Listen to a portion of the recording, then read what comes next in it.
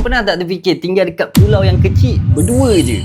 So baru ni aku ada pergi satu pulau kat area PD. Kami camping 2 hari 1 malam. Yang bestnya kat sana ada geng lain yang kami tak pernah jumpa. Kebetulan je masa tu kami naik pulau sama-sama. Kalau tak, aku berdua je dengan Ali. Bab mancing memang gasak geng. Tapi sebelum gasak tu, kami kena ribut kau-kaunya. Lepas ribut reda, barulah ada sinarnya. Aku dapat kerapu. Lepas tu ada gemang. Aku rasa kat situ semua tak kumpau lah.